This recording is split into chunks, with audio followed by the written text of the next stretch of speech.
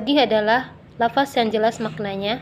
Maksudnya, lafaz yang jelas dimaksud tanpa melakukan penjelasan dari luar, atau disebut dengan dilalah nas. Lafaz yang jelas juga disebut dengan zahir, yaitu suatu lafaz yang menunjukkan kepada makna yang dikehendaki oleh sigat lafaz itu sendiri. Dilalah nas tidak jelas maknanya disebut ghairu wadih. Yang kedua yaitu dilalah lafaz menurut Hanafiyah. Ulama Hanafiyah membagi dilalah kepada dua macam, yaitu dilalah lafziyah dan ghairu lafziyah. Dilalah lafziyah adalah makna yang dapat dipahami dari apa yang disebut dalam lafaz, baik dalam bentuk nas maupun zahir. Sedangkan dilalah ghairu lafziyah adalah disebut juga dengan dilalah sukut atau bayan ad-darurah. Menurut ulama Hanafiyah ada 4 macam.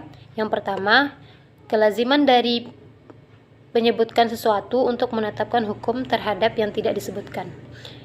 Yang kedua, dilalah atau menunjukkan keadaan diamnya seseorang yang fungsinya adalah untuk menghindarkan penipuan.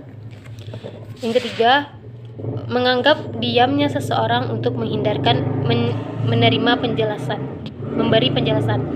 Yang keempat yaitu dilalah sukut atau menunjukkan diam yang menyatakan ma'dud sesuatu yang terbilang namun telah biasa dibuang untuk menghindarkan panjangnya ucapan.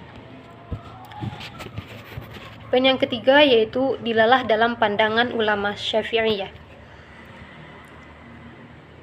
Yang pertama yaitu dilalah mantuk. Dilalah mantuk adalah menunjukkan lafaz menurut apa yang diucapkan atas hukum menurut apa yang disebutkan dalam lafaz itu. Mantuk terbagi dua. Yang pertama yaitu mantuk sharih atau jelas, dan yang kedua yaitu mantuk ghairu sharih atau tidak jelas. Bagian yang keduanya yaitu dilalah mafhum. Dilalah mafhum adalah penunjukan lafaz yang tidak dibicarakan atas berlakunya hukum yang disebutkan atau tidak berlakunya hukum yang disebutkan. Mafhum terbagi dua macam, yaitu mafhum muwafaqah dan mafhum mukhalafah. Poin yang keempat yaitu lafaz am dan khas. Lafaz am secara bahasa berarti menyeluruh. Dalam pandangan ulama fikih, yang dimaksud istilah am adalah kata yang memuat seluruh bagian dari kandungan nafas am, dari kandungan nafas. Am adalah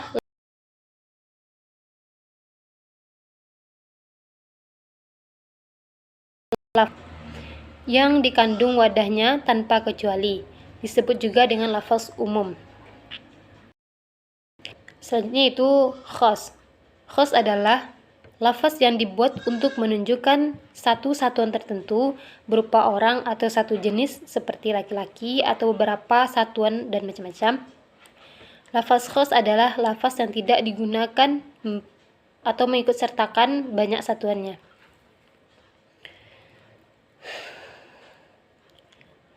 Materi yang kelima yaitu lafaz khas ditandai dengan banyak tanda, antara lain yang pertama, lafaz yang tidak diiringi oleh sifat tertentu, contohnya kursi. Yang kedua, lafaz yang diiringi oleh indefinite atau tidak tertentu, contohnya mobil. Yang ketiga, qaid atau ikatan tertentu seperti wanita muslimah. Yang keempat, isim yang menunjukkan tunggal seperti seekor kucing. Yang kelima, isim menunjukkan dua sosok. Baiklah, materi yang kelima yaitu mutlak dan muqayyad. Mutlak yaitu berarti terikat. Secara istilah, mutlak adalah lafaz yang menunjukkan suatu hakikat tanpa suatu pembatas atau qaid. Contohnya dalam Quran surah Al-Mujadalah ayat 3, pada lafaz budak tanpa dibatasi meliputi segala jenis budak baik mukmin maupun kafir. Selanjutnya yaitu muqayyad. Lafaz muqayyad adalah lafaz yang menunjukkan suatu hakikat dengan suatu pembatasan atau qaid. Contohnya dalam Quran surah An-Nisa ayat 92, lafaz budak dibatasi dengan orang-orang yang beriman saja.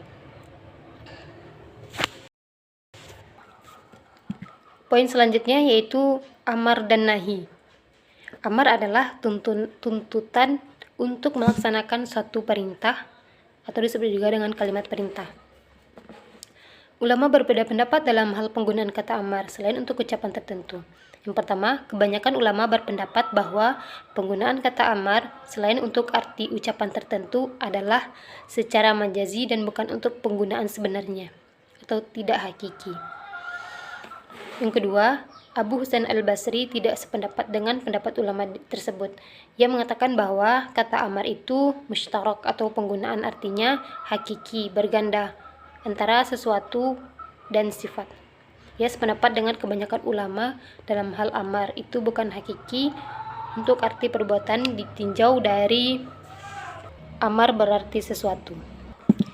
Pengertian amar dari lainnya yaitu amar adalah perintah mengerjakan yang datang dari pihak yang lebih tinggi.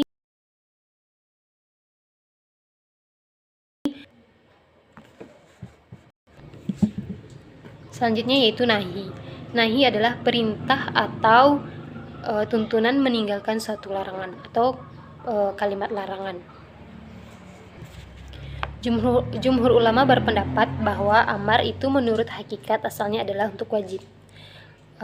Sedangkan nahi asalnya adalah untuk haram, dan ia baru bisa menjadi bukan haram bila ada dalil yang menunjukkannya.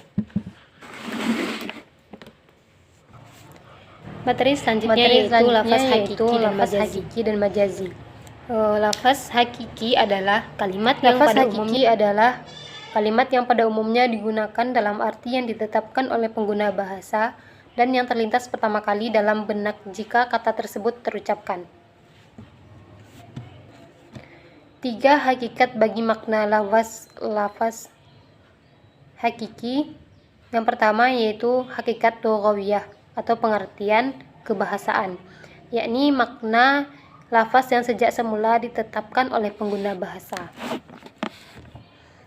Yang kedua yaitu hakikat urfiyah atau pengertian sehari-hari, yakni makna khusus tertentu yang tidak sepenuhnya sama dengan makna kebahasaan, karena ia menunjuk sebagian dari makna kebahasaan atau memberinya makna luas.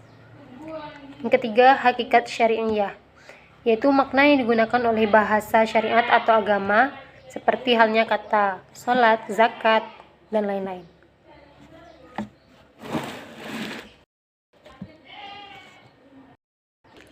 Poin selanjutnya yaitu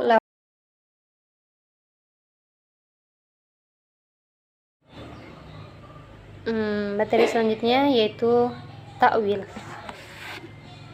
Pengertian takwil adalah memalingkan lafaz dari arti zahirnya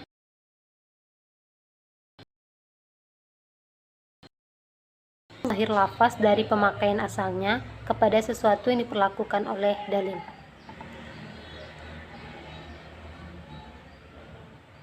Dapat dirangkum dalam satu rumusan tentang definisi takwil, yaitu memalingkan lafaz dari arti yang lahir kepada arti yang lain mungkin dijangkau oleh dalil. Adapun ciri-ciri dari takwil adalah yang pertama yaitu lafaz itu tidak lagi dipahami menurut arti lahirnya. Yang kedua, arti yang dipahami dari arti itu adalah arti lain yang secara umum juga dijangkau oleh arti zahir lafaz itu. Yang ketiga, peralihan dari arti zahir kepada arti lain itu berdasarkan kepada petunjuk.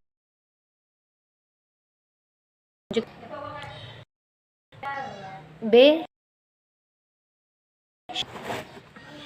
Yang pertama yaitu lafaz itu dapat menerima takwil seperti lafaz zahir dan lafaz nas, serta tidak berlaku untuk muhkam dan mufassar. Yang kedua, lafaz itu mengandung kemungkinan untuk ditakwilkan karena lafaz tersebut memiliki yang diartikan untuk ditakwil, serta tidak asing dengan pengalihan kepada makna lain tersebut. Yang ketiga, ada hal-hal yang mendorong untuk takwil seperti bentuk lahir lafaz berlawanan dengan kaidah yang berlaku dengan diketahui secara daruri atau berlawanan dengan dalil yang lebih tinggi dari dalil itu.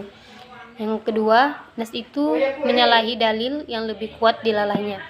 Yang ketiga, lafaz itu merupakan suatu nas untuk suatu objek tetapi menyalahi lafaz yang mufassar. Yang keempat, Takwil itu harus mempunyai sandaran kepada dalil dan tidak bertentangan dengan dalil yang ada.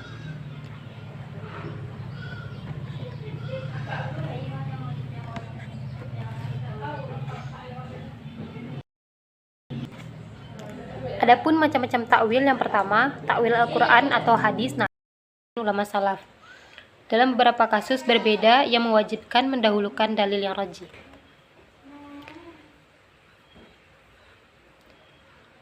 Rajih yang berlaku dalam sunnah. Tarjih yang berlaku antara dua dalil sunnah dapat dilihat dari berbagai segi, yaitu dari segi sanad, madlul, apa yang dipetunjuk oleh dalil itu, dan dari segi pengaruh luar.